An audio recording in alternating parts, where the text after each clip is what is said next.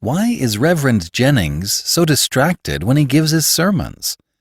Is it just because he's partial to green tea? Sheridan LeFanu, today on the Classic Tales podcast.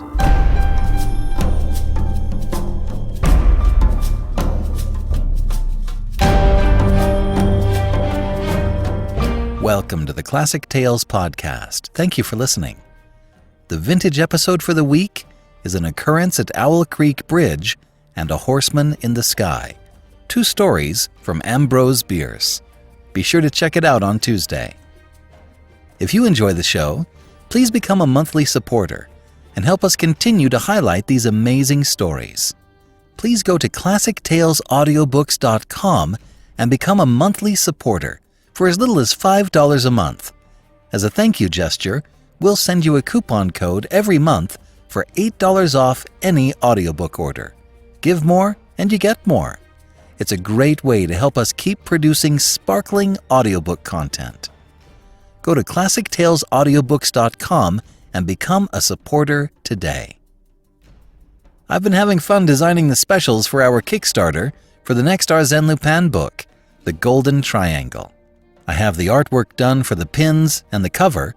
Now it's on to creating the boxed sets and other bonus goodies. I've got a lot of work to do, and I want to get it all ready so we can hit the ground running. Keep an ear open for when we pull the trigger.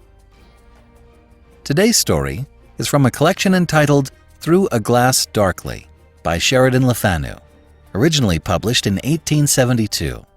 It's a collection of 5 stories that includes the vampire classic Carmilla and the mysterious The Room in the Dragon Volant. LeFanu was one of the foremost writers of the ghost story in his time and helped to shape what is now considered Victorian fiction. App users can hear The Room in the Dragon Volant in its entirety. It's over 3 hours long. It's located in the special features for today's episode. And now, Green Tea by Sheridan LeFanu.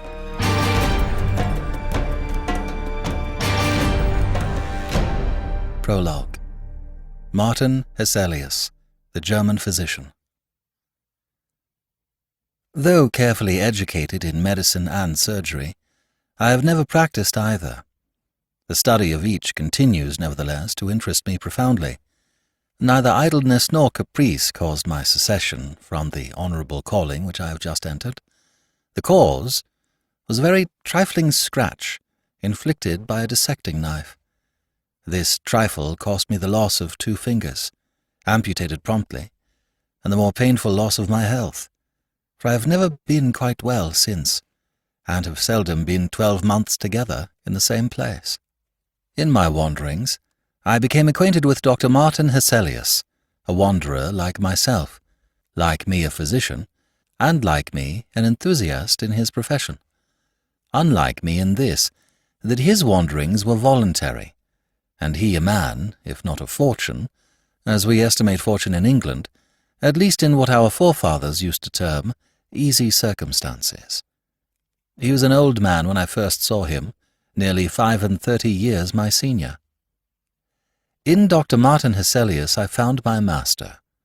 His knowledge was immense. His grasp of a case was an intuition. He was the very man to inspire a young enthusiast like me with awe and delight. My admiration has stood the test of time and survived the separation of death. I am sure it was well founded. For nearly 20 years I acted as his medical secretary. His immense collection of papers he has left in my care, to be arranged, indexed, and bound. His treatment of some of these cases is curious. He writes in 2 distinct characters. He describes what he saw and heard as an intelligent layman might, and when in this style of narrative he had seen the patient either through his own hall door to the light of day, or through the gates of darkness to the caverns of the dead, he returns upon the narrative, and in the terms of his art, and with all the force and originality of genius, proceeds to the work of analysis, diagnosis, and illustration. Here and there, a case strikes me as of a kind to amuse or horrify a lay reader with an interest quite different from the peculiar one which it may possess for an expert. With slight modifications, chiefly of language, and of course a change of names, I copy the following. The narrator is Dr. Martin Hesselius. I find it among the voluminous notes of cases which he made during a tour in England about 64 years ago. It is related in a series of letters to his friend Professor Van Loo of Leiden. The professor was not a physician but a chemist, and a man who read history and metaphysics and medicine, and had in his day written a play. The narrative is therefore, if somewhat less valuable as a medical record, necessarily written in a manner more likely to interest an unlearned reader. These letters, from a memorandum attached, appear to have been returned on the death of the professor in 1819 to Dr. Hesselius. They are written, some in English, some in French, but the greater part in German. I am a faithful, though I am conscious, by no means a graceful, translator, and although here and there I omit some passages, and shorten others, and disguise names, I have interpolated nothing. Chapter 1.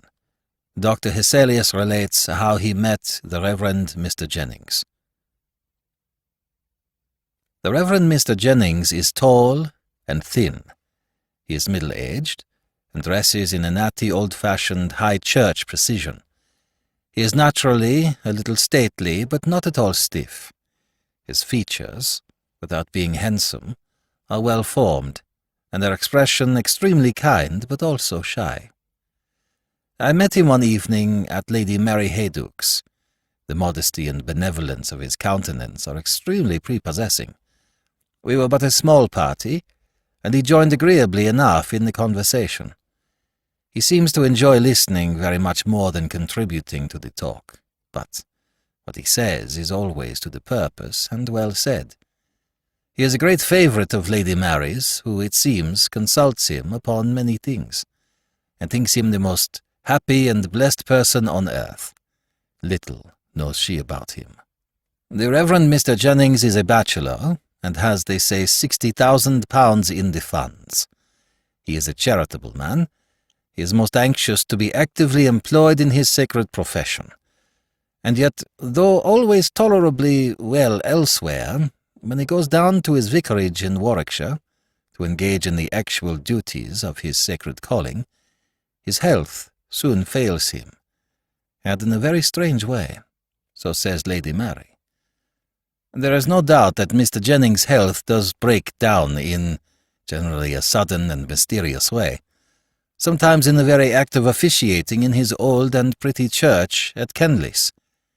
It may be his heart, it may be his brain, but so it has happened 3 or 4 times, or oftener, that after proceeding a certain way in the service, he has on a sudden stopped short, and after a silence, apparently quite unable to resume, he has fallen into solitary, inaudible prayer, his hands and eyes uplifted, and then pale as death, and in the agitation of a strange shame and horror, descended, trembling, and got into the vestry room, leaving his congregation without explanation to themselves. This occurred when his curate was absent. When he goes down to Kenlis now, he always takes care to provide a clergyman to share his duty, and to supply his place on the instant, should he become thus suddenly incapacitated. When Mr. Jennings breaks down quite, and beats a retreat from the vicarage, and returns to London, where in a dark street off Piccadilly he inhabits a very narrow house, Lady Mary says that he is always perfectly well. I have my own opinion about that. There are degrees, of course. We shall see. Mr. Jennings is a perfectly gentlemanlike man. People, however, remark something odd. There is an impression a little ambiguous. One thing which certainly contributes to it, people, I think, don't remember, or perhaps distinctly remark. But I did, almost immediately. Mr. Jennings has a way of looking sidelong along the carpet, as if his eye followed the movements of something there. This, of course, is not always. It occurs only now and then, but often enough to give a certain oddity, as I have said, to his manner, and in this glance travelling along the floor, there is something both shy and anxious. A medical philosopher, as you are good enough to call me, elaborating theories by the aid of cases sought out by himself, and by him watched and scrutinized with more time at command, and consequently infinitely more minuteness than the ordinary practitioner can afford, falls insensibly into habits of observation, which accompany him everywhere, and are exercised, as some people would say, impertinently, upon every subject that presents itself with the least likelihood of rewarding inquiry. There was a promise of this kind in the slight, timid, kindly but reserved gentleman, whom I met for the first time at this agreeable little evening gathering. I observed, of course, more than I here set down, but I reserve all that borders on the technical for a strictly scientific paper. I may remark that when I here speak of medical science, I do so, as I hope some day to see it more generally understood, in a much more comprehensive sense than its generally material treatment would warrant. I believe the entire natural world is but the ultimate expression of that spiritual world, from which and in which alone it has life. I believe that the essential man is a spirit, that the spirit is an organized substance, but as different in point of material from what we ordinarily understand by matter as light or electricity is. That the material body is, in the most literal sense, a vesture, and death, consequently, no interruption of the living man's existence, but simply his extrication from the natural body, a process which commences at the moment of what we term death, and the completion of which, at furthest a few days later, is the resurrection in power. The person who weighs the consequences of these positions will probably see their practical bearing upon medical science. This is, however, by no means the proper place for displaying the proofs and discussing the consequences of this too generally unrecognized state of facts. In pursuance of my habit, I was covertly observing Mr. Jennings, with all my caution. I think he perceived it, and I saw plainly that he was as cautiously observing me. Lady Mary happening to address me by my name as Dr. Hesselius, I saw that he glanced at me more sharply, and then became thoughtful for a few minutes. After this, as I conversed with a gentleman at the other end of the room, I saw him look at me more steadily, and with an interest which I thought I understood. I then saw him take an opportunity of chatting with Lady Mary, and was, as one always is, perfectly aware of being the subject of a distant inquiry and answer. This tall clergyman approached me by and by, and in a little time we had got into conversation. When two people who like reading and know books and places, having travelled, wish to converse, it is very strange if they can't find topics. It was not accident that brought him near me, and led him into conversation. He knew German, and he had read my essays on metaphysical medicine, which suggest more than they actually say. This courteous man, gentle, shy, plainly a man of thought and reading, who moving and talking among us was not altogether of us, and whom I already suspected of leading a life on whose transactions and alarms were carefully concealed, with an impenetrable reserve from, not only the world, but his best beloved friends, was cautiously weighing in his own mind the idea of taking a certain step with regard to me. I penetrated his thoughts without his being aware of it, and was careful to say nothing which could betray to his sensitive vigilance my suspicions respecting his position, or my surmises about his plans respecting myself. We chatted upon indifferent subjects for a time, but at last he said, "I was very much interested by some papers of yours, Dr. Hesselius, upon what you term metaphysical medicine, I read them in German 10 or 12 years ago. Have they been translated? No, I'm sure they have not. I should have heard. They would have asked my leave, I think. I asked the publishers here, a few months ago, to get the book for me in the original German, but they tell me it is out of print. So it is, and has been for some years. But it flatters me as an author to find that you have not forgotten my little book. Although, I added, laughing, 10 or 12 years is a considerable time to have managed without it, but I suppose you have been turning the subject over again in your mind, or something has happened lately to revive your interest in it. At this remark, accompanied by a glance of inquiry, a sudden embarrassment disturbed Mr. Jennings, analogous to that which makes a young lady blush and look foolish. He dropped his eyes and folded his hands together uneasily, and looked oddly, and you would have said guiltily, for a moment. I helped him out of his awkwardness in the best way, by appearing not to observe it, and going straight on, I said, "Those revivals of interest in a subject happen to me often. One book suggests another, and often sends me back a wild goose chase over an interval of 20 years. But if you still care to possess a copy, I shall be only too happy to provide you. I have still got 2 or 3 by me, and if you will allow me to present one, I shall be very much honored." "You are very good indeed," he said, quite at his ease again, in a moment. I almost despaired. "I don't know how to thank you." "Pray don't say a word. The thing is really so little worth that I am only ashamed of having offered it, and if you thank me any more I shall throw it into the fire in a fit of modesty." Mr. Jennings left. He inquired where I was staying in London, and after a little more conversation on a variety of subjects, he took his departure. Chapter 2. The doctor questions Lady Mary, and she answers. "I like your vicar so much, Lady Mary," said I, so soon as he was gone. "He has read, travelled, and thought, and having also suffered, he ought to be an accomplished companion."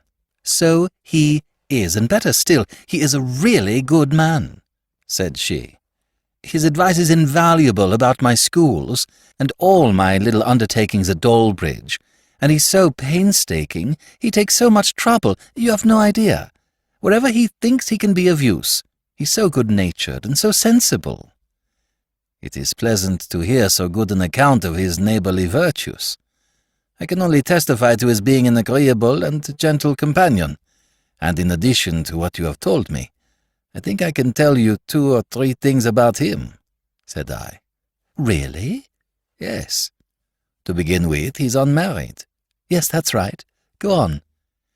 "He has been writing, that is, he was, but for 2 or 3 years perhaps, he has not gone on with his work, and the book was upon some rather abstract subject, perhaps theology." "Well, he was writing a book, as you say. I'm not quite sure what it was about, but only that it was nothing that I cared for. Very likely you are right, and he certainly did stop, yes." "And although he only drank a little coffee here tonight, he likes tea, at least did like it, extravagantly." "Yes, that's quite true." "He drank green tea a good deal, didn't he?" I pursued. "Well, that's very odd. Green tea was a subject on which we used almost to quarrel." "But he has quite given that up," said I. "So he has." "And now one more fact.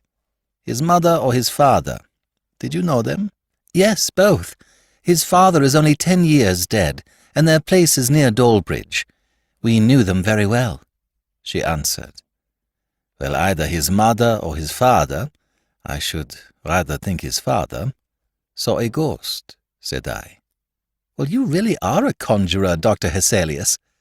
"Conjurer or no, haven't I said right?" I answered merrily. "You certainly have, and it was his father. He was a silent, whimsical man, and he used to bore my father about his dreams, and at last he told him a story about a ghost he had seen and talked with, and a very odd story it was. I remember it particularly, because I was so afraid of him. This story was long before he died, when I was quite a child, and his ways were so silent and moping, and he used to drop in sometimes in the dusk, when I was alone in the drawing-room, and I used to fancy there were ghosts about him." I smiled and nodded. "And now, having established my character as a conjurer, I think I must say good night," said I. "But how did you find out?" "By the planets, of course, as the gypsies do," I answered. And so gaily we said good night. Next morning, I sent the little book he had been inquiring after, and a note to Mr. Jennings, and on returning late that evening I found that he had called at my lodgings and left his card. He asked whether I was at home, and asked at what hour he would be most likely to find me. Does he intend opening his case and consulting me professionally, as they say? I hope so. I have already conceived a theory about him. It is supported by Lady Mary's answers to my parting questions. I should like much to ascertain from his own lips. But what can I do consistently with good breeding to invite a confession? Nothing.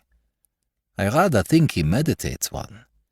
At all events, my dear Van L., I shan't make myself difficult of access. I mean to return his visit tomorrow. It will be only civil in return for his politeness to ask to see him. Perhaps something may come of it.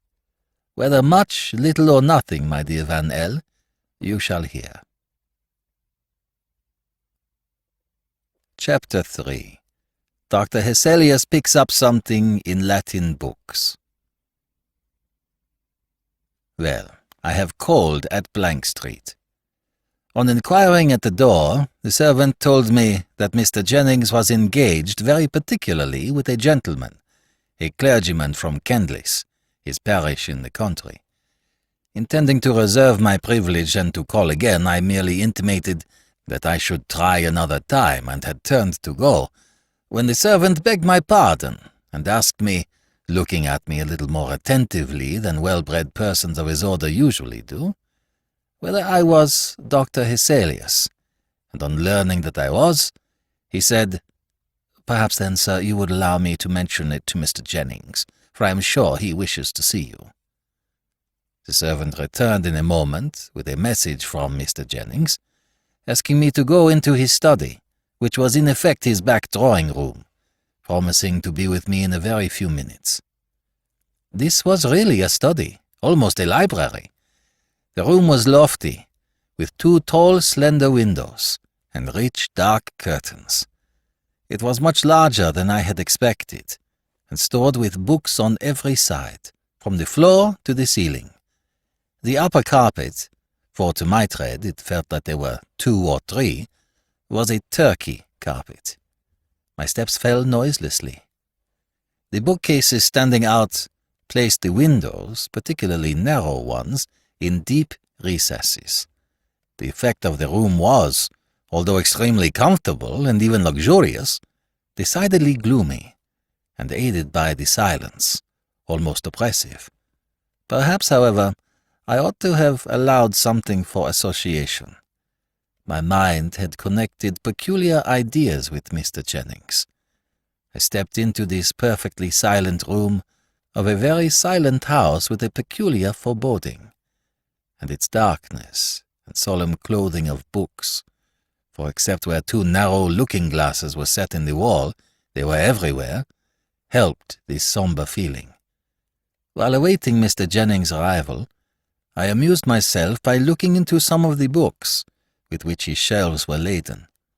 Not among these, but immediately under them, with their backs upward on the floor, I lighted upon a complete set of Swedenborg's Arcana Caelestia, in the original Latin, a very fine folio set, bound in the natty livery which theology affects, pure vellum, namely gold letters and carmine edges.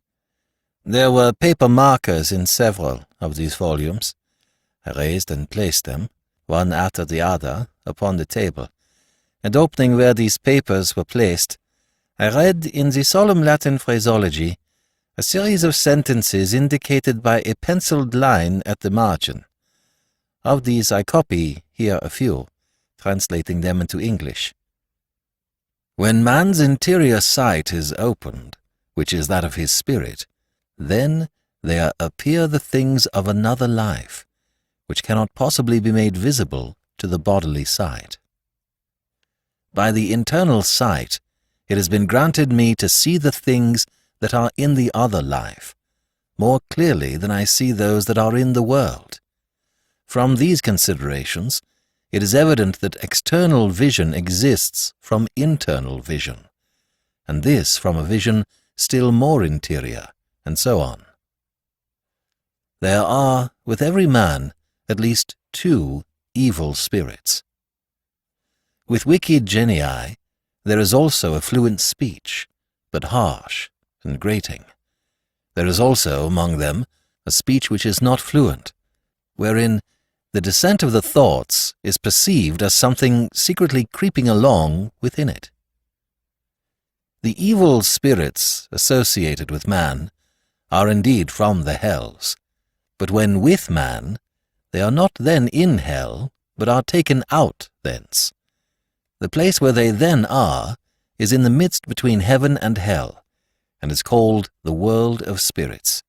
When the evil spirits who are with man are in that world, they are not in any infernal torment, but in every thought and affection of the man, and so in all that the man himself enjoys.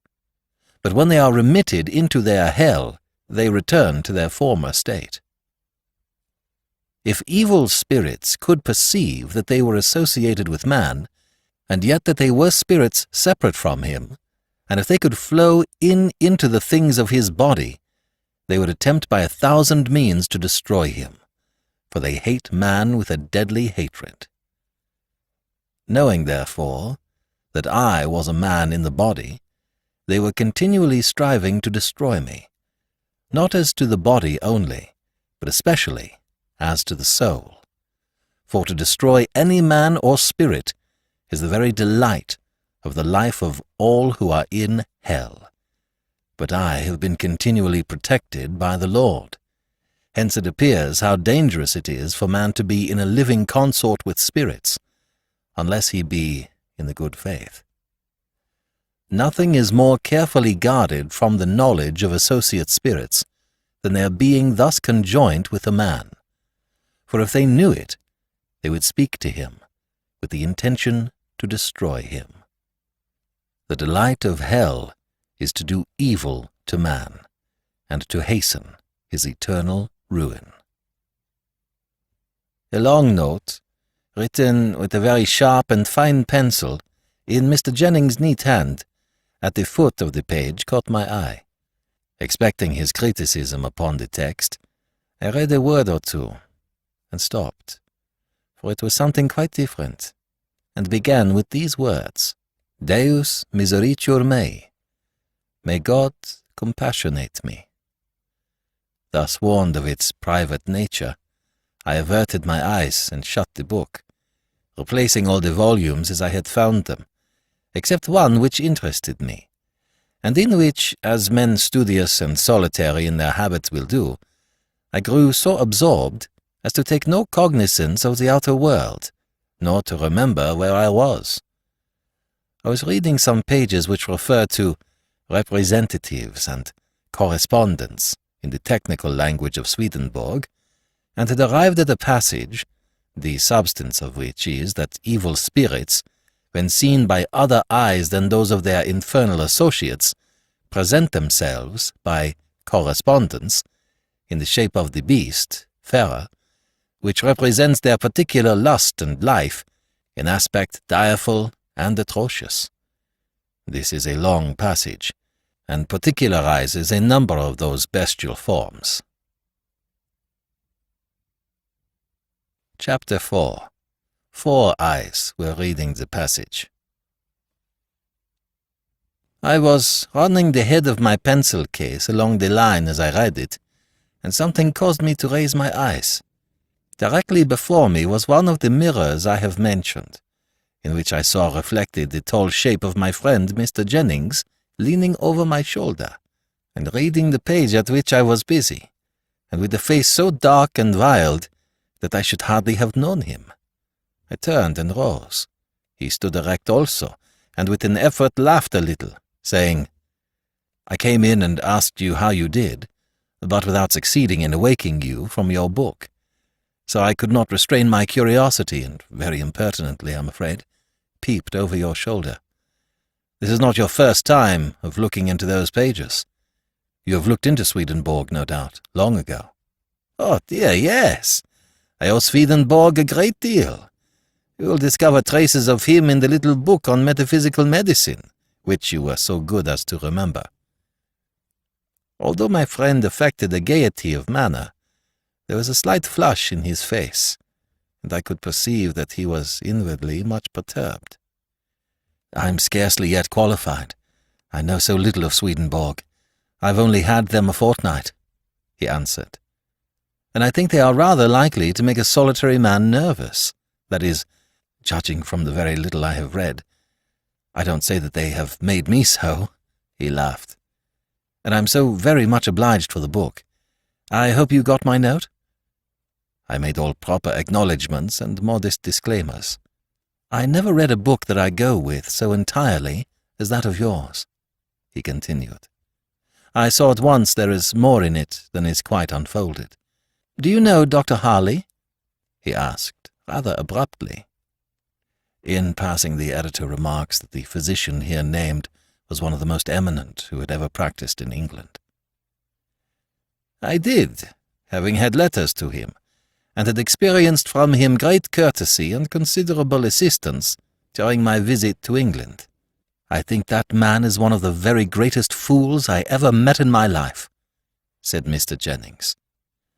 This was the first time I had ever heard him say a sharp thing of anybody, and such a term applied to so high a name a little startled me. "Really? And in what way?" I asked. "In his profession," he answered. I smiled. "I mean this," he said. "He seems to me one half blind. I mean, one half of all he looks at is dark, preternaturally bright and vivid all the rest, and the worst of it is, it seems willful. I can't get him. I mean, he won't. I've had some experience of him as a physician, but I look on him as, in that sense, no better than a paralytic mind, an intellect half dead, I'll tell you. I know I shall sometime, all about it," he said, with a little agitation. "You stay some months longer in England.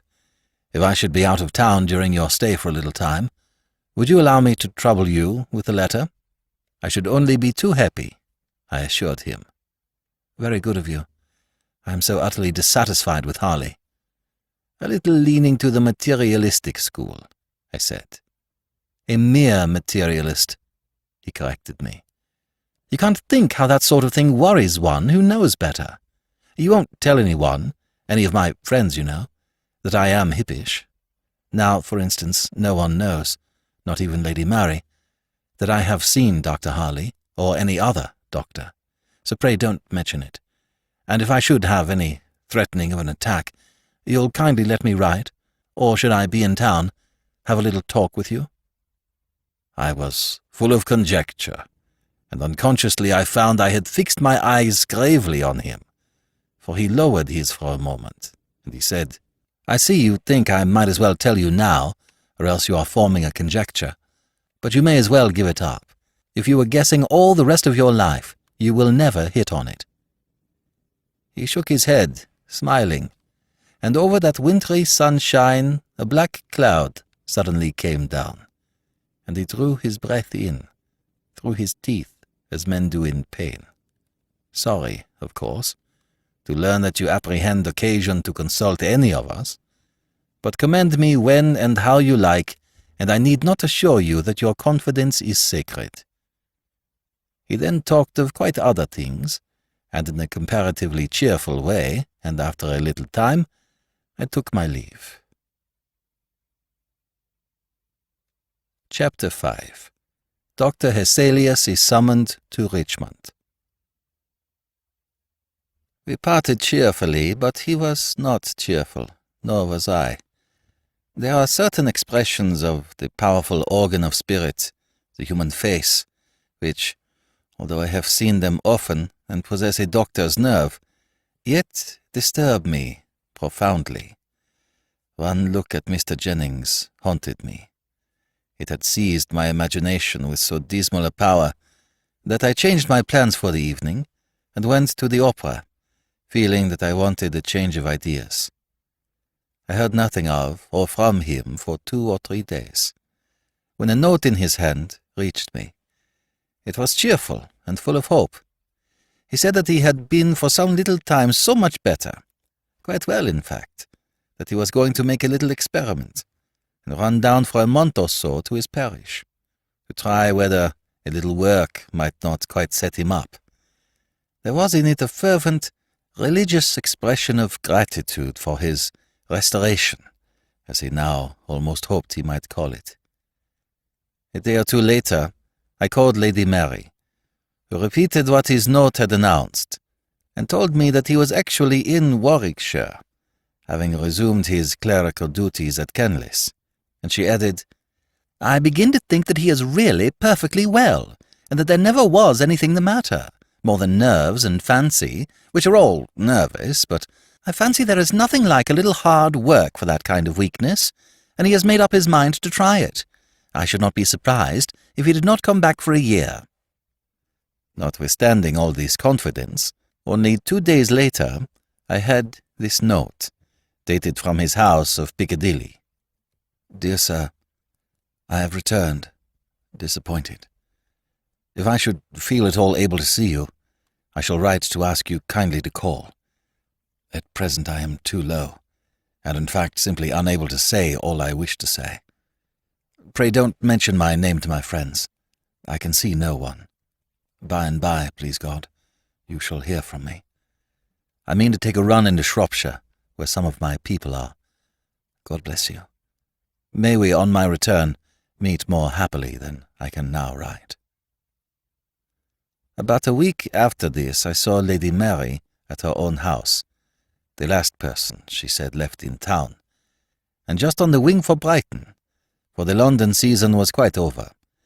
She told me that she had heard from Mr. Jennings' niece, Martha, in Shropshire. There was nothing to be gathered from her letter, more than that he was low and nervous. In those words, of which healthy people think so lightly, what a world of suffering is sometimes hidden. Nearly 5 weeks passed without any further news of Mr. Jennings. At the end of that time, I received a note from him. He wrote, "I have been in the country, and have had change of air, change of scene, change of faces, change of everything and in everything but myself. I have made up my mind, so far as the most irresolute creature on earth can do it, to tell my case fully to you. If your engagements will permit, pray come to me today, tomorrow, or the next day, but pray defer as little as possible. You know not how much I need help. I have a quiet house in Richmond, where I now am. Perhaps you can manage to come to dinner, or to luncheon, or even to tea. You shall have no trouble in finding me out. The servant at Blank Street, who takes this note, will have a carriage at your door at any hour you please, and I am always to be found. You will say that I ought not to be alone. I have tried everything. Come and see." I called up the servant, and decided on going out the same evening, which I accordingly did.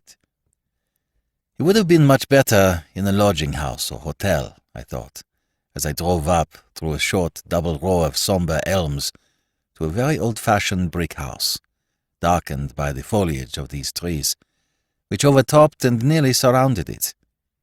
It was a perverse choice, for nothing could be imagined more triste and silent. The house, I found, belonged to him.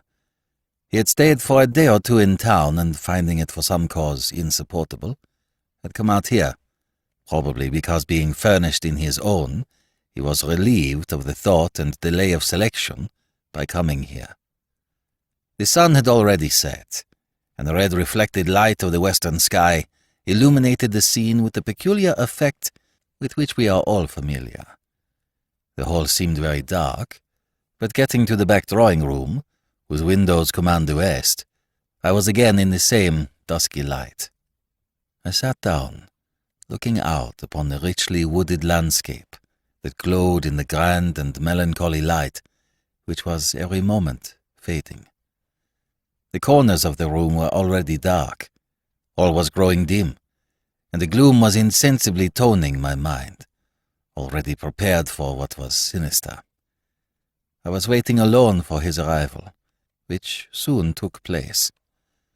The door communicating with the front room opened, and the tall figure of Mr Jennings, faintly seen in the ruddy twilight, came, with quiet, stealthy steps, into the room.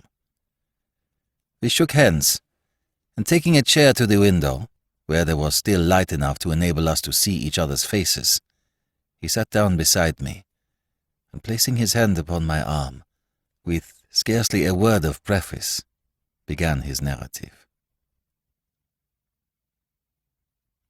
Chapter 6. How Mr Jennings met his companion. The faint glow of the west, the pomp of the then lonely woods of Richmond, were before us.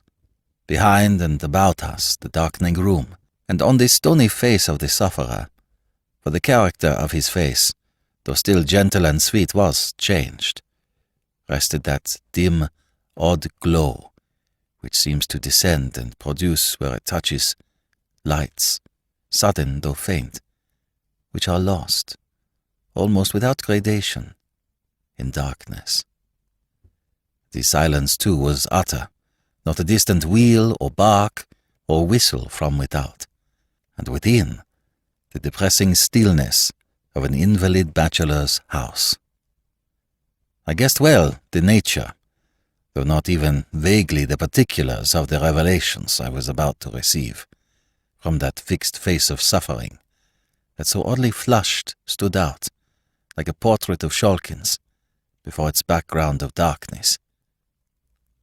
"It began," he said, "on the 15th of October, 3 years and 11 weeks ago and 2 days. I keep a very accurate count, for every day is torment. If I leave anywhere a chasm in my narrative, tell me. About 4 years ago I began a work, which had cost me very much thought and reading. It was upon the religious metaphysics of the ancients. I know, said I, the actual religion of educated and thinking paganism, quite apart from symbolic worship, a wide and very interesting field. Yes, but not good for the mind, the Christian mind, I mean. Paganism is all bound together in essential unity, and with evil sympathy. Their religion involves their art, and both their manners and the subject is a degrading fascination, and the nemesis, sure. God forgive me. I wrote a great deal. I wrote late at night. I was always thinking on the subject, walking about, wherever I was, everywhere. It thoroughly infected me. You ought to remember that all the material ideas connected with it were more or less of the beautiful, the subject itself delightfully interesting, and I then without a care. He sighed heavily. I believe on everyone who sets about writing in earnest, does his work, as a friend of mine phrased it, on something, tea or coffee or tobacco. I suppose there is a material waste that must be hourly supplied in such occupations, and that we should grow too abstracted, and the mind, as it were, pass out of the body, unless it were reminded often of the connection by actual sensation. At all events, I felt the want, and I supplied it. Tea was my companion. At first the ordinary black tea, made in the usual way, not too strong, but I drank a good deal, and increased its strength as I went on. I never experienced an uncomfortable symptom from it. I began to take a little green tea. I found the effect pleasanter. It cleared and intensified the power of thought so. I had come to take it frequently, but not stronger than one might take it for pleasure. I wrote a great deal out here. It was so quiet, and in this room. I used to sit up very late, and it became a habit with me to sip my tea, green tea, every now and then as my work proceeded. I had a little kettle on my table that swung over a lamp, and made tea 2 or 3 times between 11 o'clock and 2 or 3 in the morning, my hours of going to bed. I used to go into town every day. I was not a monk, and although I spent an hour or 2 in a library, hunting up authorities and looking out lights upon my theme, I was in no morbid state as far as I can judge. I met my friends pretty much as usual, and enjoyed their society, and on the whole, existence had never been, I think, so pleasant before. I had met with a man who had some odd old books, German editions in medieval Latin, and I was only too happy to be permitted access to them. This obliging person's books were in the city, a very out-of-the-way part of it. I had rather outstayed my intended hour, and on coming out, seeing no cab near, I was tempted to get into the omnibus, which used to drive past this house. It was darker than this, by the time the bus had reached an old house, you may have remarked, with 4 poplars at each side of the door, and there the last passenger but myself got out. We drove along rather faster. It was twilight now. I leaned back in my corner next the door, ruminating pleasantly. The interior of the omnibus was nearly dark. I had observed in the corner opposite to me at the other side, at the end next to the horses, 2 small circular reflections, as it seemed to me of a reddish light. They were about 2 inches apart, and about the size of those small brass buttons that yachting men used to put upon their jackets. I began to speculate, as listless men will, upon this trifle, as it seemed. From what centre did that faint but deep red light come, and from what, glass beads, buttons, toy decorations, was it reflected? We were lumbering along gently, having nearly a mile still to go. I had not solved the puzzle, and it became in another minute more odd, for these 2 luminous points, with a sudden jerk, descended nearer the floor, keeping still their relative distance and horizontal position. And then, as suddenly, they rose to the level of the seat on which I was sitting, and I saw them no more. My curiosity was now really excited, and before I had time to think, I saw again these 2 dull lamps, again together near the floor. Again they disappeared, and again in their old corner I saw them. So, keeping my eyes upon them, I edged quietly up my own side, towards the end at which I still saw these tiny discs of red. There was very little light in the bus. It was nearly dark. I leaned forward to aid my endeavour to discover what these little circles really were. They shifted their position a little as I did so. I began now to perceive an outline of something black, and I soon saw, with tolerable distinctness, the outline of a small black monkey, pushing its face toward in mimicry to meet mine. Those were its eyes, and I now dimly saw its teeth grinning at me. I drew back, not knowing whether it might not meditate a spring. I fancied that one of the passengers had forgot this ugly pet, and wishing to ascertain something of its temper, though not caring to trust my fingers to it, I poked my umbrella softly towards it. It remained immovable. Up to it. Through it. For through it and back and forward it passed, without the slightest resistance. I can't, in the least, convey to you the kind of horror that I felt.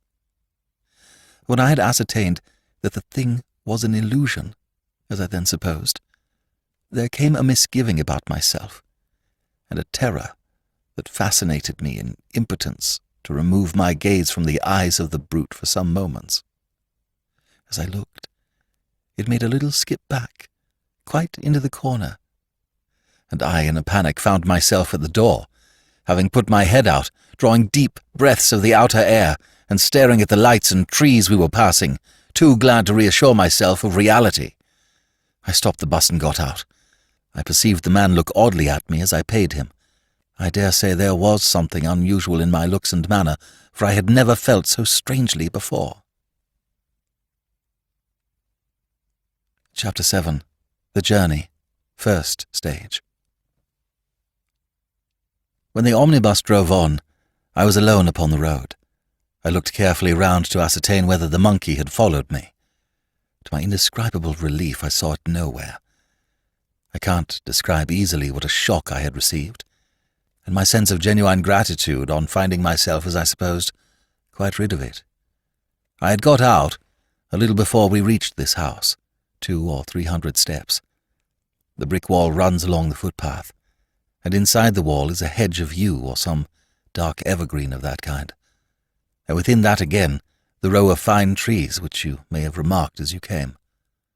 This brick wall is about as high as my shoulder, and, happening to raise my eyes, I saw the monkey, with that stooping gait, on all fours, walking or creeping close beside me on top of the wall. I stopped looking at it with a feeling of loathing and horror. As I stopped, so did it. It sat up on the wall with its long hands on its knees, looking at me. There was not light enough to see it much more than in outline, nor was it dark enough to bring the peculiar light of its eyes into strong relief. I still saw, however, that red, foggy light plainly enough. It did not show its teeth, nor exhibit any sign of irritation, but seemed jaded and sulky, and was observing me steadily. I drew back into the middle of the road. It was an unconscious recoil, and there I stood, still looking at it. It did not move. With an instinctive determination to try something, anything, I turned about and walked briskly towards town with the scant look, all the time, watching the movements of the beast. It crept swiftly along the wall, at exactly my pace. Where the wall ends near the turn of the road, it came down with a wiry spring or two, brought itself close to my feet, and continued to keep up with me, as I quickened my pace. It was at my left side, so close to my leg that I felt every moment as if I should tread upon it. The road was quite deserted and silent, and it was darker every moment. I stopped, dismayed and bewildered, turning as I did so the other way, towards this house, away from which I had been walking. When I stood still, the monkey drew back to a distance of, I suppose, about 5 or 6 yards, and remained stationary, watching me. I had been more agitated than I have said.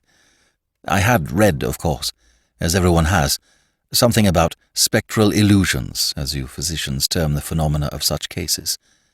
I considered my situation, and looked my misfortune in the face.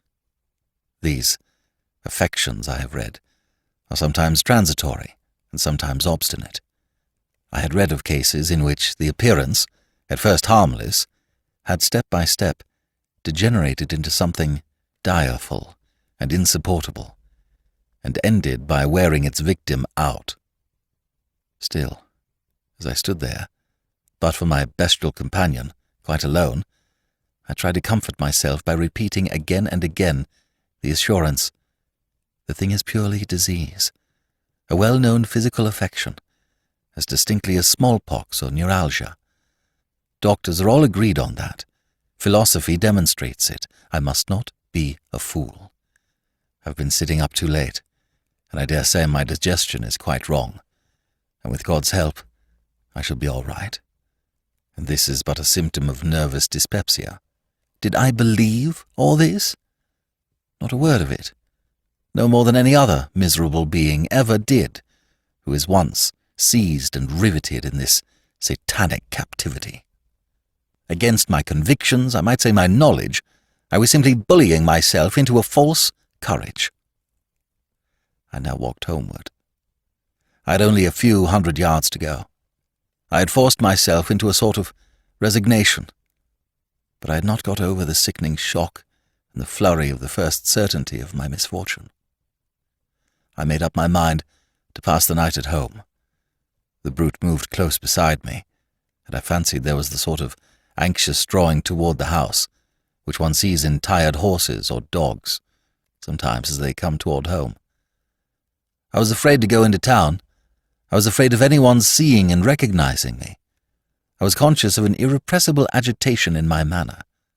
Also, I was afraid of any violent change in my habits, such as going to a place of amusement or walking from home in order to fatigue myself. At the hall door, it waited till I mounted the steps, and when the door was opened, entered with me. I drank no tea that night. I got cigars and some brandy and water.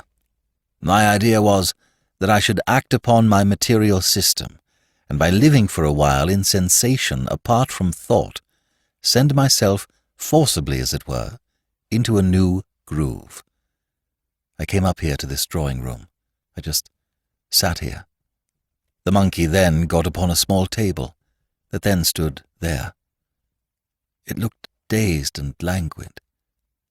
An irrepressible uneasiness as to its movements kept my eyes always upon it.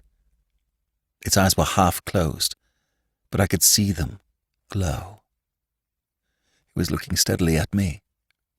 In all situations, at all hours, it is awake and looking at me. That never changes. I shall not continue in detail my narrative of this particular night. I shall describe, rather, the phenomena of the first year, which never varied, essentially. I shall describe the monkey as it appeared in daylight. In the dark, as you shall presently hear, there are peculiarities. It is a small monkey, perfectly black. It had only one peculiarity, a character of malignity. Unfathomable malignity. During the first year, it looked sullen and sick. But this character of intense malice and vigilance was always underlying that surly languor. During all that time, it acted as if on a plan of giving me as little trouble as was consistent with watching me. Its eyes were never off me. I have never lost sight of it, except in my sleep, light or dark, day or night, since it came here, excepting when it withdraws for some weeks at a time, unaccountably. In total dark, it is visible as in daylight. I do not mean merely its eyes. It is all visible distinctly in a halo that resembles a glow of red embers, and which accompanies it in all its movements. When it leaves me for a time, it is always at night, in the dark, and in the same way. It grows at first uneasy, and then furious, and then advances towards me, grinning and shaking its paws clenched, and at the same time there comes the appearance of fire in the grate. I have never any fire. I can't sleep in the room where there is any, and it draws nearer and nearer to the chimney, quivering, it seems, with rage. And when its fury rises to the highest pitch, it springs into the grate and up the chimney, and I see it no more. At first when this happened, I thought I was released. I was a new man. A day passed, a night, and no return, and a blessed week. A week, another week. I was always on my knees, Dr Hesselius, always, thanking God and praying. A whole month passed of liberty. But then, on a sudden, it was with me again. Chapter 8. The Second Stage. It was with me, and the malice, which before was torpid under a sullen exterior, was now active. It was perfectly unchanged in every other respect. Its new energy was apparent in its activity and its looks, and soon in other ways. For a time, you'll understand, the change was shown only in an increased vivacity, in an air of menace, as if it was always brooding over some atrocious plan. Its eyes, as before, were never off me. "Is it here now?" I asked. "No," he replied. "It has been absent exactly a fortnight and a day, 15 days. It has sometimes been away so long as nearly 2 months, once for 3. Its absence always exceeds a fortnight, although it may be but by a single day. 15 days having passed since I saw it last, it may return now at any moment. "Is its return," I asked, "accompanied by any peculiar manifestation?" "Nothing, no," he said. "It is simply with me again. On lifting my eyes from a book, or turning my head, I see it as usual, looking at me. And then it remains, as before, for its appointed time. I have never told so much and so minutely before to anyone." I perceived that he was agitated and looking like death, and he repeatedly applied his handkerchief to his forehead. I suggested that he might be tired, and told him that I would call with pleasure in the morning, but he said, "No, if you don't mind hearing it all now. I have got so far, and I should prefer making one effort of it. When I spoke to Dr. Harley, I had nothing like so much to tell. You are a philosophic physician. You give spirit its proper rank. If this thing is real—" He paused, looking at me with agitated inquiry. "We can discuss it by and by, and very fully. I will give you all I think," I answered, after an interval. "Well, very well. If it is anything real, I say, it is prevailing little by little, and drawing me more interiorly into hell. Optic nerves he talked of. Well, there are other nerves of communication. May God Almighty help me. You shall hear. Its power of action, I tell you, has increased. Its malice became, in a way, aggressive. About 2 years ago, some questions that were pending between me and the bishop having been settled, I went down to my parish in Warwickshire, anxious to find occupation in my profession. I was not prepared for what happened, although I have since thought I might have apprehended something like it. The reason of my saying so is this. He was beginning to speak with a great deal more effort and reluctance, and sighed often, and seemed at times nearly overcome. But at this time his manner was not agitated. It was more like that of a sinking patient who has given himself up. "Yes, but I will first tell you about Kenlis, my parish. It was with me when I left this place for Dalbridge. He was my silent travelling companion, and it remained with me at the vicarage. When I entered on the discharge of my duties, another change took place. The thing exhibited an atrocious determination to thwart me. It was with me in the church, in the reading desk, in the pulpit, within the communion rails. At last it reached this extremity, that while I was reading to the congregation, it would spring upon the open book and squat there, so that I was unable to see the page. This happened more than once. I left Dalbridge for a time. I placed myself in Dr. Harley's hands. I did everything he told me. He gave my case a great deal of thought. It interested him, I think. He seemed successful. For nearly 3 months, I was perfectly free from a return. I began to think I was safe.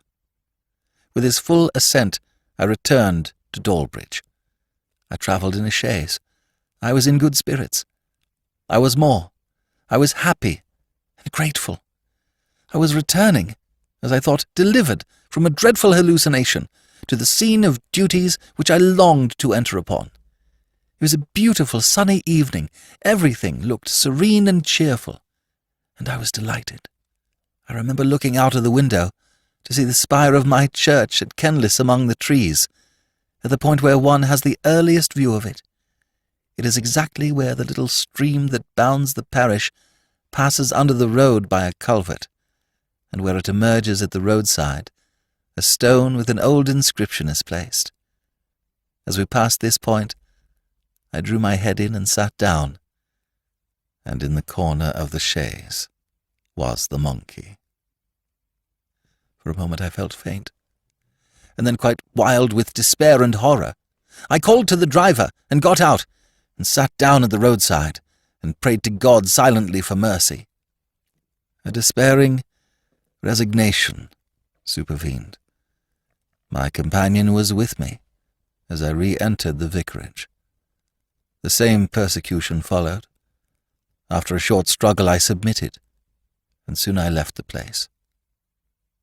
"I told you," he said, "that the beast has before this become in certain ways aggressive. I will explain a little. It seemed to be actuated by intense and increasing fury whenever I said my prayers, or even meditated prayer. It amounted at last to a dreadful interruption. You will ask, how could a silent, immaterial phantom affect that? It was thus, whenever I meditated praying. It was always before me, and nearer and nearer. It used to spring on a table, on the back of a chair, on the chimney-piece, and slowly to swing itself from side to side, looking at me all the time. There is in its motion an indefinable power to dissipate thought, and to contract one's attention to that monotony, till the ideas shrink, as it were, to a point, and at last to nothing. And unless I had started up and shook off the catalepsy I have felt, as if my mind were on the point of losing itself, there are other ways. He sighed heavily. Thus, for instance, while I pray with my eyes closed, it comes closer and closer, and I see it. I know it is not to be accounted for physically, but I do actually see it, though my eyes are closed, and so it rocks my mind, as it were, and overpowers me, and I am obliged to rise from my knees. If you have ever yourself known this, you would be acquainted with desperation. Chapter 9. The Third Stage. I see, Dr Hesselius, that you don't lose one word of my statement. I need not ask you to listen specially to what I am now going to tell you. They talk of the optic nerves, and of spectral illusions, as if the organ of sight was the only point assailable by the influences that have fastened upon me. I know better. For 2 years, in my direful case, that limitation prevailed, but as food is taken in softly at the lips, and then brought under the teeth, as the tip of the little finger caught in a mill crank will draw in the hand and the arm and the whole body, so the miserable mortal, who has been once caught firmly by the end of the finest fibre of his nerve, is drawn in and in by the enormous machinery of hell, until he is as I am. Yes, doctor, as I am. For while I talk to you and implore relief, I feel that my prayer is for the impossible, and my pleading with the inexorable.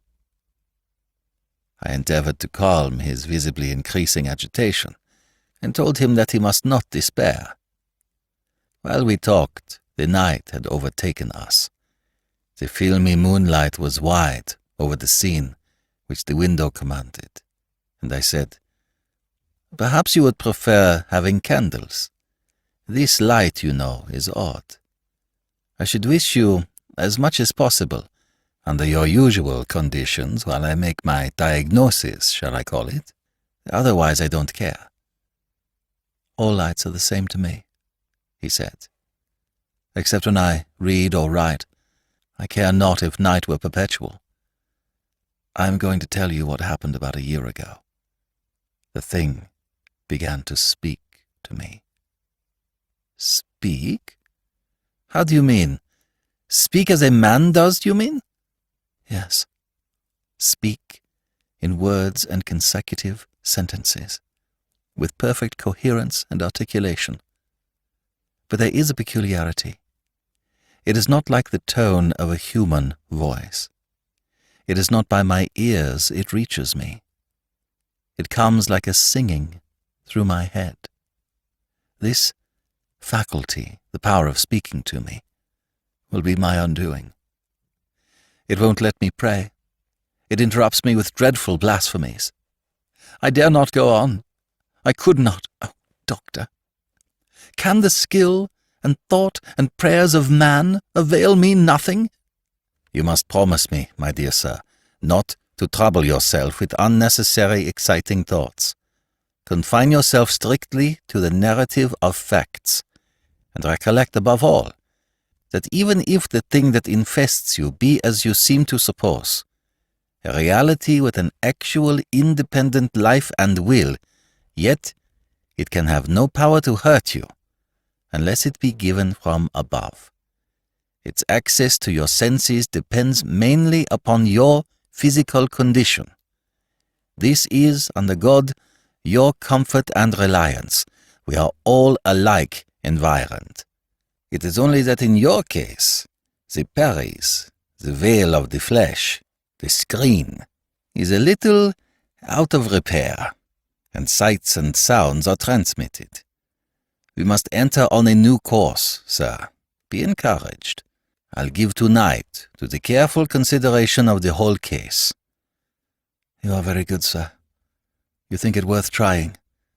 You don't give me quite up. But, sir, you don't know. It is gaining such an influence over me. It orders me about. It is such a tyrant, and I'm growing so helpless. May God deliver me. It orders you about? Of course you mean by speech. Yes. Yes. It is always urging me to crimes, to injure others, or myself. You see, doctor, the situation is urgent. It is indeed. When I was in Shropshire a few weeks ago, Mr Jennings was speaking rapidly and trembling now, holding my arm with one hand and looking in my face. I went out one day with a party of friends for a walk. My persecutor, I tell you, was with me at the time. I lagged behind the rest. The country near D, you know, is beautiful. Our path happened to lie near a coal mine, and at the verge of the wood is a perpendicular shaft, they say, 150 feet deep. My niece had remained behind with me. She knows, of course, nothing of the nature of my sufferings. She knew, however, that I had been ill and was low, and she remained to prevent my being quite alone. As we loitered slowly on together, the brute that accompanied me was urging me to throw myself down the shaft. I tell you now, oh, sir, think of it.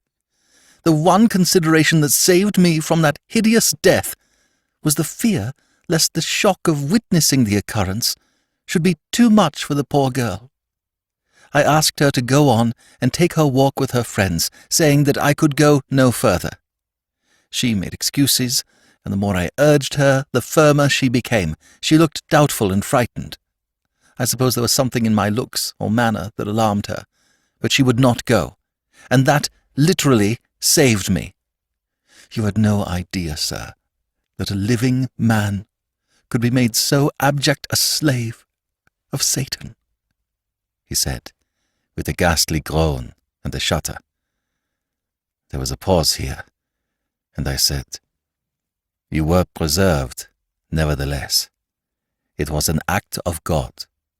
You are in his hands, and in the power of no other being. Be therefore confident for the future. Chapter 10. Home. I made him have candles lighted, and saw the room looking cheery and inhabited before I left him. I told him that he must regard his illness strictly as one dependent on physical, though subtle physical, causes. I told him that he had evidence of God's care and love in the deliverance which he had just described, and that I had perceived with pain that he seemed to regard its peculiar features as indicating that he had been delivered over to spiritual reprobation.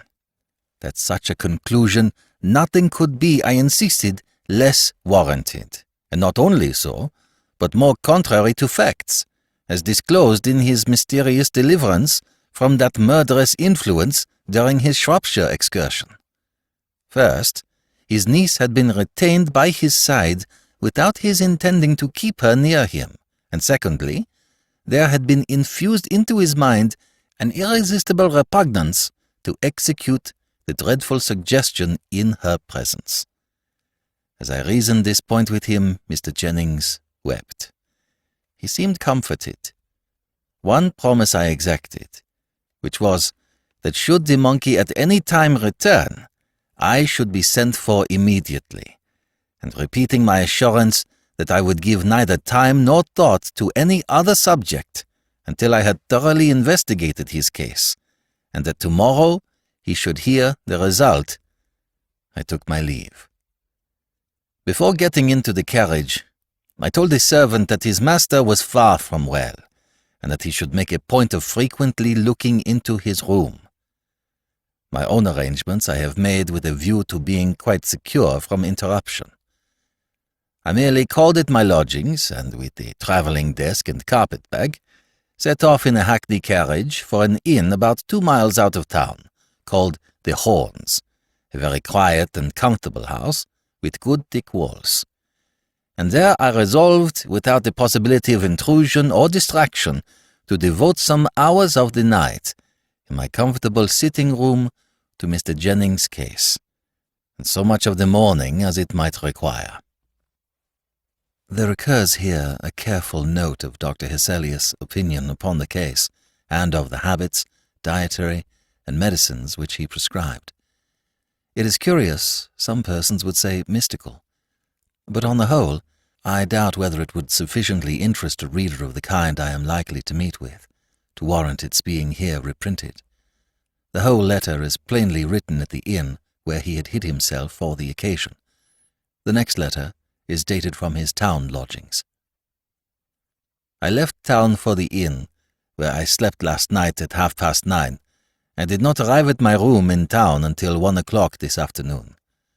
I found a letter in Mr. Jennings' hand upon my table. It had not come by post, and on inquiry, I learned that Mr. Jennings' servant had brought it, and on learning that I was not to return until today, and that no one could tell him my address, he seemed very uncomfortable, and said that his orders from his master were that he was not to return without an answer. I opened the letter and read. Dear Dr. Hesselius, it is here. You had not been an hour gone when it returned. It is speaking. It knows all that has happened. It knows everything. It knows you, and is frantic and atrocious. It reviles. I send you this. It knows every word I have written. I write. This I promised, and I therefore write. But I fear very confused, very incoherently. I am so interrupted, disturbed. Ever yours, sincerely yours, Robert Linda Jennings. When did this come? I asked. About 11 last night. The man was here today, and has been here 3 times today. The last time is about an hour since. Thus answered, and with the notes I had made upon his case in my pocket, I was in a few minutes driving toward Richmond to see Mr. Jennings. I by no means, as you perceive, despaired of Mr. Jennings' case. He had himself remembered and applied, though quite in a mistaken way, the principle which I laid down in my metaphysical medicine, and which governs all such cases. I was about to apply it in earnest. I was profoundly interested, and very anxious to see and examine him while the enemy was actually present. I drove up to the sombre house, and ran up the steps and knocked. The door, in a little time, was opened by a tall woman in black silk. She looked ill, as if she had been crying. She curtsied and heard my question, but she did not answer. She turned her face away, extending her hand towards 2 men who were coming downstairs, and thus having, as it were, tacitly made me over to them, she passed through a side door hastily and shut it. The man who was nearest the hall I at once accosted, but being now close to him, I was shocked to see that both his hands were covered with blood. I drew back a little, and the man passing downstairs merely said in a low voice, "Here's the servant, sir." The servant had stopped on the stairs, confounded and dumb at seeing me. He was rubbing his hands in the handkerchief, and it was steeped in blood. "Jones, what is it? What has happened?" I asked, while a sickening suspicion overpowered me. The man asked me to come up to the lobby. I was beside him in a moment, and frowning and pallid with contracted eyes, he told me the horror which I already half guessed. His master had made away with himself. I went upstairs with him to a room. What I saw there, I won't tell you. He had cut his throat with his razor. It was a frightful gash. The two men had laid him on the bed and composed his limbs.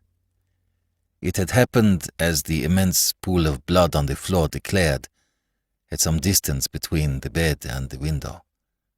There was carpet round his bed and a carpet under his dressing table, but none on the rest of the floor, for the man said he did not like a carpet on his bedroom. In this sombre, now terrible room, one of the great elms that darkened the house was slowly moving the shadow of one of its great boughs upon this dreadful floor. I beckoned to the servant, and we went downstairs together. I turned off the hall into an old-fashioned panelled room, and there standing, I heard all the servant had to tell. It was not a great deal. "I concluded, sir, from your words and look, sir, as you left last night, that you thought my master seriously ill. I thought it might be that you were afraid of a fit or something. So I attended very close to your directions. He sat up late, till past 3 o'clock. He was not writing or reading. He was talking a great deal to himself, but that was nothing unusual. At about that hour, I assisted him to undress, and left him in his slippers and dressing gown. I went back softly in about half an hour. He was in his bed, quite undressed, and a pair of candles lighted on the table beside his bed. He was leaning on his elbow and looking out at the other side of the bed when I came in. I asked him if he wanted anything, and he said no. I don't know whether it was what you said to me, sir, or something a little unusual about him, but I was uneasy, uncommon uneasy about him last night. In another half hour, or it might be a little more, I went up again. I did not hear him talking as before. I opened the door a little. The candles were both out, which was not usual. I had a bedroom candle, and I let the light in a little bit, looking softly round. I saw him sitting in that chair beside the dressing table with his clothes on again. He turned round and looked at me. I thought it strange he should come up and dress, and put out the candles to sit in the dark that way. But I only asked him again if I could do anything for him. He said no, rather sharp, I thought. I asked if I might light the candles, and he said, "Do as you like, Jones." So I lighted them and lingered about the room, and he said, "Tell me truth, Jones. Why did you come again? You did not hear anyone cursing?" "No, sir," I said, wondering what he could mean. "No," said he, after me. "Of course, no." And I said to him, "Wouldn't it be well, sir, if you went to bed? It's just 5 o'clock. And he said nothing, but, "Very likely. Good night, Jones." So I went, sir. But in less than an hour I came again. The door was fast, and he heard me, and called, as I thought, from the bed to know what I wanted, and he desired me not to disturb him again. I lay down and slept for a little. It must have been between 6 and 7 when I went up again. The door was still fast, and he made no answer. So I did not like to disturb him, and thinking he was asleep, I left him till 9. It was his custom to ring when he wished me to come, and I had no particular hour for calling him. I tapped very gently, and getting no answer, I stayed away a good while, supposing he was getting some rest then.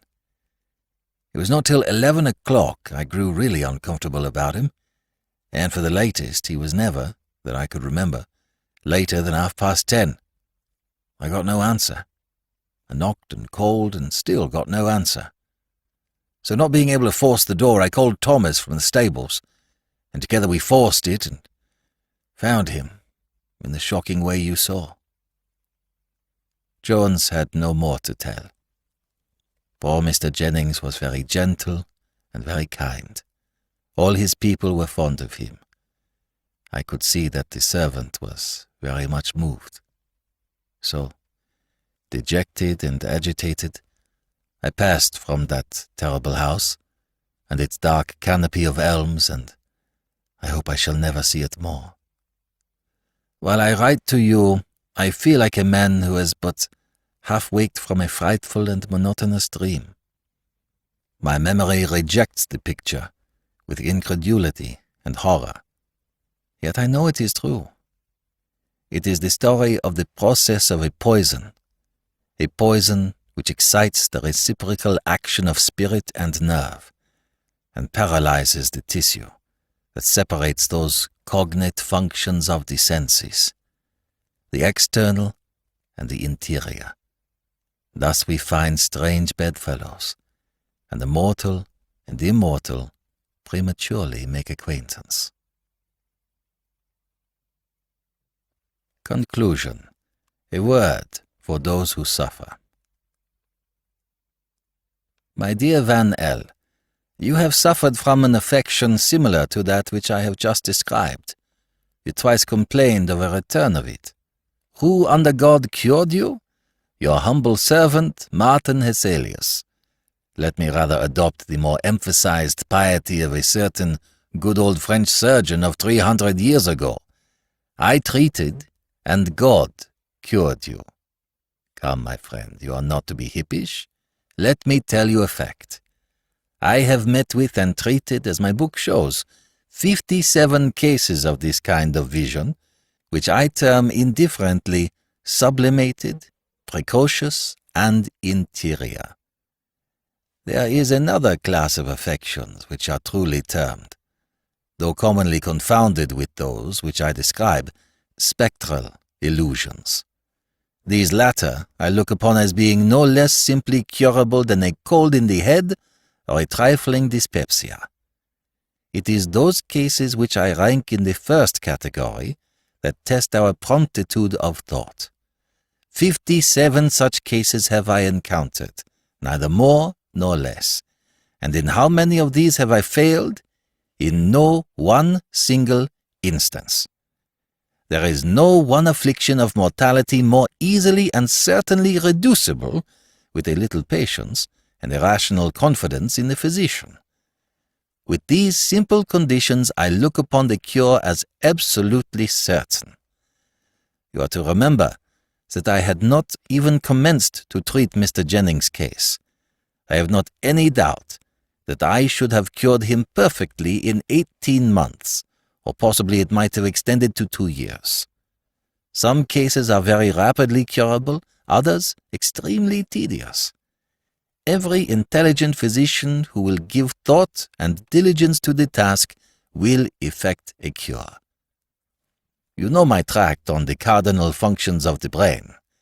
I dare, by the evidence of innumerable facts, prove, as I think, the high probability of a circulation arterial and venous in its mechanism, through the nerves.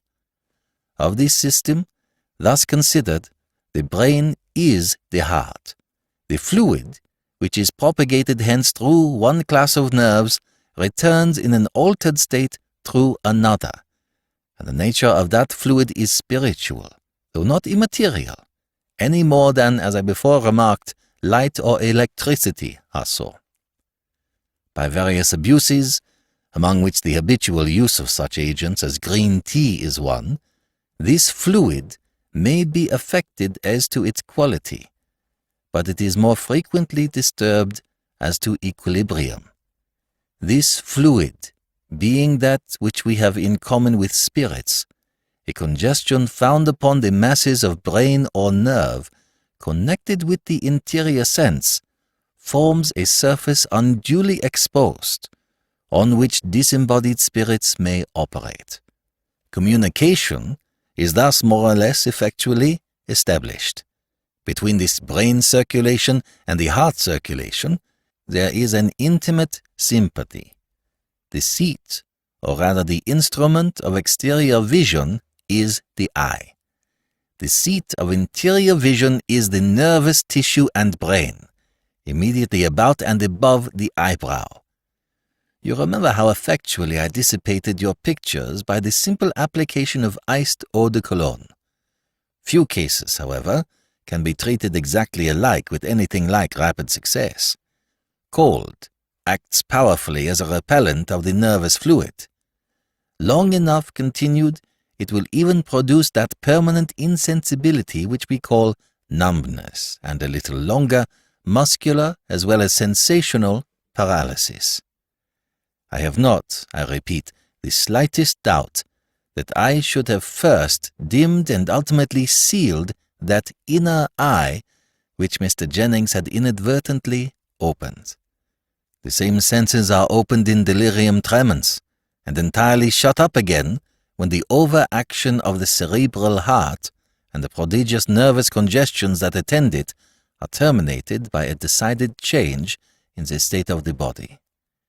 It is by acting steadily upon the body by a simple process that this result is produced, and inevitably produced. I have never yet failed. Poor Mr. Jennings made away with himself. But that catastrophe was the result of a totally different malady, which, as it were, projected itself upon that disease which was established. His case was, in the distinctive manner, a complication, and the complaint under which he really succumbed was hereditary suicidal mania. Poor Mr. Jennings I cannot call a patient of mine, for I had not even begun to treat his case, and he had not yet given me, I am convinced, his full and unreserved confidence. If the patient do not array himself on the side of the disease, his cure is certain.